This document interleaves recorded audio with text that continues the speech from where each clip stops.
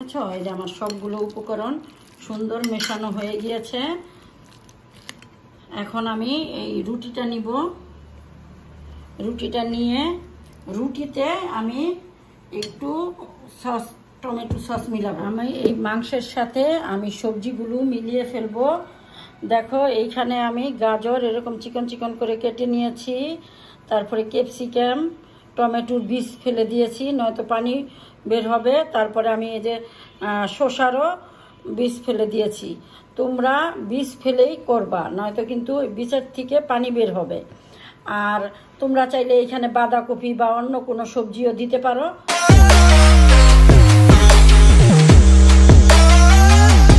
আসসালামু আলাইকুম ভিউয়ার্স, আমি আরেকটি নতুন রেসিপি নিয়ে হাজির হলাম। বাড়িতে খুব সহজে কিভাবে শর্মা বানাবো তা আমি তোমাদের বানিয়ে দেখাবো। এইখানে আমি 4টা শর্মা বানাবো।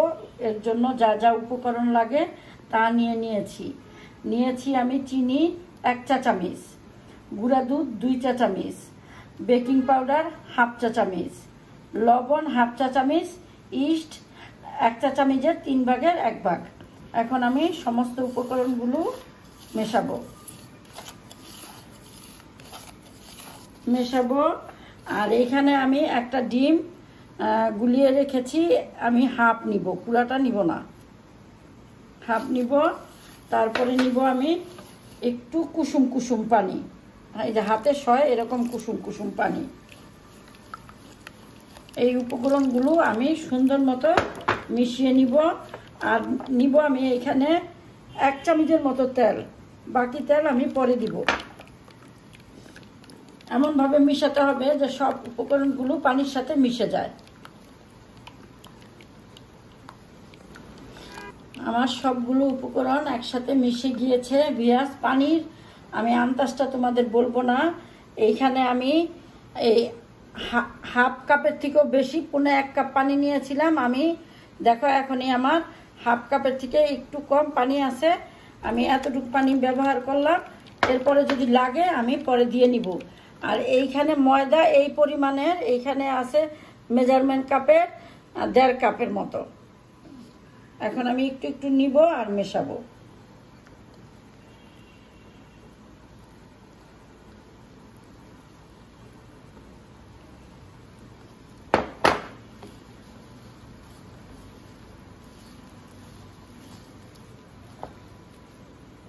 দেখো আমার এই পানিটুকুই, এই ডোটা মেশানো হয়ে গিয়েছে। আমার মনে হয় না আর পানি লাগবে। আমি ডোটা ভালো মতো একদম সমস্তটা যাতে ভালো মতো মিশে যায় আমি এইভাবে মেশাবো। একটা রুটি বানানোর ডো যেভাবে, ঠিক ওইভাবেই আমি এই ডোটা মেশাবো। আমার ডোটা প্রায় গোলানো হয়ে গিয়েছে। এই পর্যায়ে আমি এইখানে একেবারে 2 টেবিল চামচের মতো তেল দিয়ে দিব। দিয়ে এই তেলটা দিয়ে আবারও আমি ভালো মতো মথে নিব। আমার শর্মার ডোটা গোলানো হয়ে গিয়েছে, দেখো ঠিক এই যেরকম নরম। হ্যাঁ, এখন আমি এটা রেস্টে রেখে দিব 20 মিনিটের জন্য। 20 মিনিট পরে আমি ফিরে আসব। ঢাকা দিয়ে রেখে দিব। শর্মার জন্য আমার লাগবে মুরগির বুকের মাংস। আমি 300 গ্রাম বুকের মাংস এভাবে কেটে নিয়েছি। হ্যাঁ, এইখানে আমার যা যা লাগবে আমার সয়া সস, পুরাটা না, 1 চা চামচের মতো দিলাম। এইখানে আছে মরিচ গুঁড়া, আমি একটু ঝালটা বেশি খাই এই জন্য 1 চামচ। এইখানে আছে ধনিয়ার গুঁড়া 1 চামচের থেকে কম। এইখানে গোলমরিচের গুঁড়া 1/2 চামচ। এইখানে আছে চাট মশলা 1/2 চামচ। এইখানে আছে আদা রসুনের গুঁড়া। আর এইটা হলো গরম মশলার গুঁড়া। লবণ অল্প নিছি 1 চা চামচের 3 ভাগের 1 ভাগ। মাস্টার সস নিছি 1 চা চামচ, একটু কম হবে। আর ওয়েস্টার সস নিছি। তোমরা চাইলে ওয়েস্টার সসও বাদ দিতে পারো, মাস্টার সসও বাদ দিতে পারো, কিন্তু মাস্টার সসটা দিলে বেশি ভালো হয়। আমি সবগুলো এখানে মিলিয়ে ফেললাম।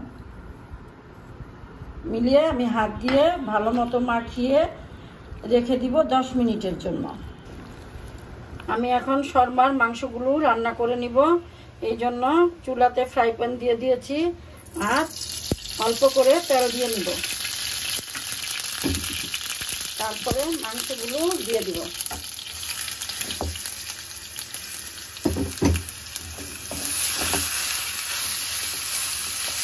আমরা এই মাংসতে কোনো পানি দিব না, এইভাবেই রান্না করে নিব।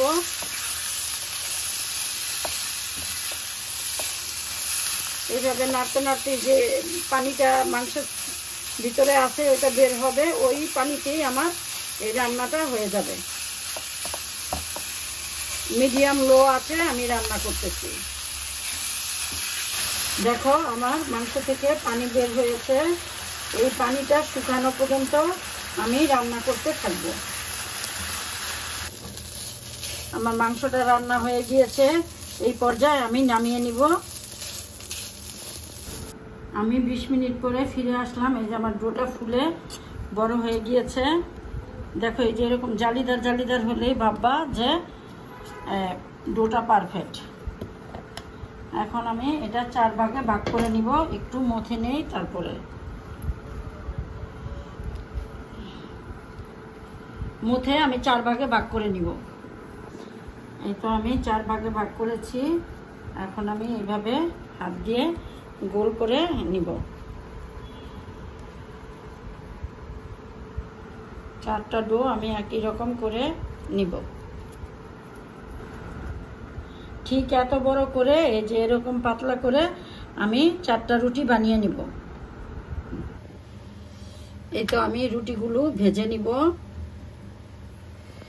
তোমরা যদি বলো এটা আমি তোমাদের ওভেনেও ভেজে দেখাতে পারি। এখন আমি চুলায় ভেজে তোমাদের দেখিয়ে দিব।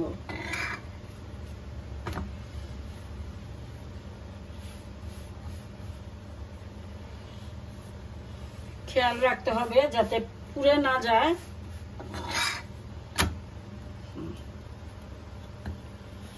একে একে আমি সবগুলো রুটি ভেজে তোমাদের দেখিয়ে দিব। ঠিক এই যে এরকম হয়, ঠিক এইভাবে রুটিগুলো ভাজবো। এই তো আমার রুটিগুলো ভাজা হয়ে গিয়েছে। এখন আমি মেয়োনেজটা বানিয়ে নিব। আমি এই মাংসের সাথে আমি সবজিগুলো মিলিয়ে ফেলবো। দেখো এইখানে আমি গাজর এরকম চিকন চিকন করে কেটে নিয়েছি, তারপরে ক্যাপসিকাম, টমেটোর বীজ ফেলে দিয়েছি, নয়তো পানি বের হবে। তারপরে আমি এই যে শসারও বীজ ফেলে দিয়েছি।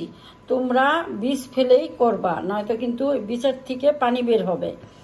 আর তোমরা চাইলে এখানে বাঁধাকপি বা অন্য কোনো সবজিও দিতে পারো। আমার কাছে এটাই ছিল, আমি এটা দিলাম। আর দিব আমি পেঁয়াজ। পেঁয়াজ আমি ভিনেগার আর লেবুর রস দিয়ে রেখেছিলাম, চিপে পেঁয়াজগুলো উঠিয়ে দিয়ে নিয়েছি। আমি সমস্ত উপকরণগুলো একসাথে মিলিয়ে ফেলবো।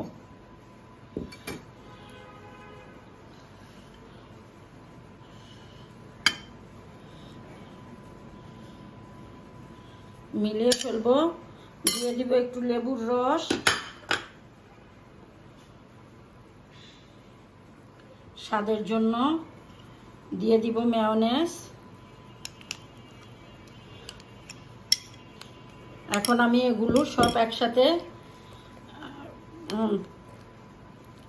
মেয়োনেজটা আমি একসাথে মিশিয়ে নেই, তারপরে আবার ফিরে আসছি। এই যে দেখেছো, এই যে আমার সবগুলো উপকরণ সুন্দর মেশানো হয়ে গিয়েছে। এখন আমি এই রুটিটা নিব। রুটিটা নিয়ে রুটিতে আমি একটু সস, টমেটো সস মিলাবো। শর্মার রুটিতে আমি এইভাবে টমেটো সসটা মিলিয়ে দিব। আমার এই টমেটো সসটাও হোমমেড আর মেয়োনেজটাও হোমমেড। তোমরা চাইলে আমার কমেন্টে বলো, আমি বানিয়ে দেখাবো। এরকম লম্বাভাবে দিতে হবে।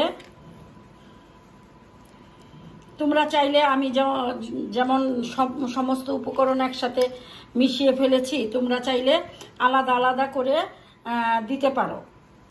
কিন্তু আমার কাছে মনে হয় যে সব উপকরণ একত্রে মিশিয়ে শর্মা ব্যবহার করলে এটা খেতে ভালো লাগে বেশি। এই তো আমি সবগুলো এইভাবে রোল করে তারপরে দেখাবো বাকি ওটা আমি কি করি। আমার সবগুলো শর্মা রোল করা হয়ে গিয়েছে। এইভাবে টুথপিক দিয়ে একটু গেঁথে নিবে যাতে খুলে না যায়। আর এইভাবে র্যাপিং পেপার দিয়ে আমি তোমাদের রোল করে দেখিয়ে দিব। এই যে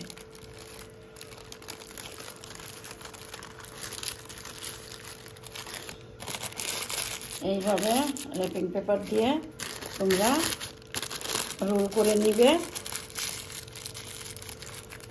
তারপরে আমি তোমাদের কেটে দেখাই। ঠিক এইভাবে